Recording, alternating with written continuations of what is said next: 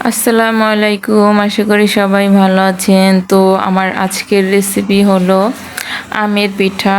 এই পিঠাটা খেতে কিন্তু আমার মেয়ে খুবই পছন্দ করে, তার জন্য আপনাদের সাথে আজকে শেয়ার করছি। খুব সহজে আজকে আমের পিঠা তৈরি করব। এখানে আমি একটা আম নিয়েছি, দেখতেই পাচ্ছেন। এখন আমি এই আমটাকে ছুলে নিব। তো দেখুন, আমি কিন্তু আমটাকে ভালো করে ছুলে নিয়েছি। এখন আমি এই আমটাকে এখন পিস পিস করে কেটে নিব। তো দেখুন, আমি কিন্তু পিস পিস করে কেটে নিয়েছি।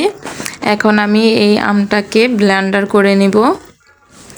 তো এই যে দেখুন, আমি কিন্তু ব্লেন্ডার জারে দিয়ে দিয়েছি। এখন আমি ব্লেন্ডার করে নিচ্ছি। তো এই যে আমটা কিন্তু আমার ব্লেন্ডার করা হয়ে গিয়েছে। এখন আমি বাটিতে নিয়ে নিব। তো বাটিতে নিয়ে নিলাম। আশা করছি আজকের আমার এই রেসিপিটা আপনাদের খুবই ভালো লাগবে। আর বাসায় একবার হলো এইভাবে আমের পিঠাটা তৈরি করে দেখবেন। তো এই যে বাটিতে নিয়ে নেওয়া হয়েছে, আর এখানে দিয়ে দিলাম পরিমাণ মতো আটা। আপনারা চাইলে এখানে চালের গুঁড়াটাও দিতে পারেন। স্বাদ মতো লবণ দিয়ে দিলাম। এখন রেসিপি ভালো লেগে থাকলে অবশ্যই একটা লাইক করবেন। পরিমাণ মতো চিনি দিয়ে দিলাম। এখন আমি হাত দিয়ে মিশিয়ে নিব। ভালো করে মিশিয়ে নিতে হবে একটু সময় নিয়ে। তো আমি কিন্তু ভালো করে হাত দিয়ে মিশিয়ে নিচ্ছি। আর নতুন নতুন রেসিপি পেতে হলে অবশ্যই চ্যানেলটিকে সাবস্ক্রাইব করে পাশে থাকবেন। তো দেখুন, হাত দিয়ে কিন্তু ভালো করে মিশিয়ে নিচ্ছি।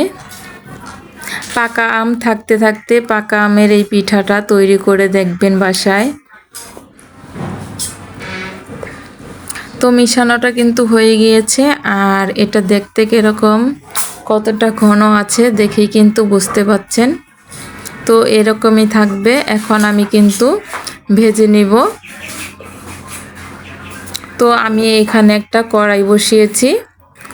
কড়াইটাকে ভালো করে গরম করে নিতে হবে। ভালো করে গরম হয়ে গিয়েছে। এখন কিন্তু আমি এইখানে তেল দিয়ে দিলাম গরম হওয়ার জন্য।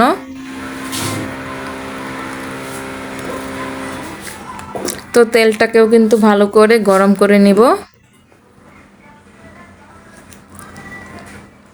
তেলটা গরম হয়েছে, আর এখন আমি কিন্তু পিঠাগুলো দিয়ে দিচ্ছি। এখন আমি একটু নাড়াচাড়া দিচ্ছি। একটু নেড়ে চেড়ে সময় নিয়ে কিন্তু আমি পিঠাগুলোকে লাল লাল করে ভেজে নিব। কমেন্টে জানাবেন আমার এই পাকা আমের পিঠার রেসিপিটা কীরকম হয়েছে।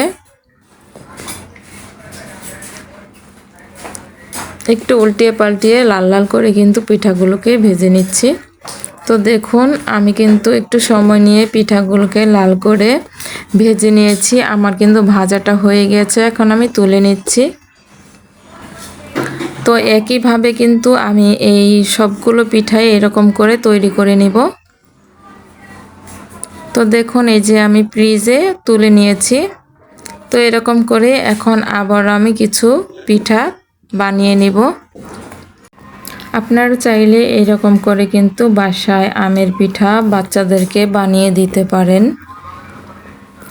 তো এই যে দেখুন, আমি কিন্তু একইভাবে সবগুলো পিঠা কিন্তু তৈরি করে ফেলেছি।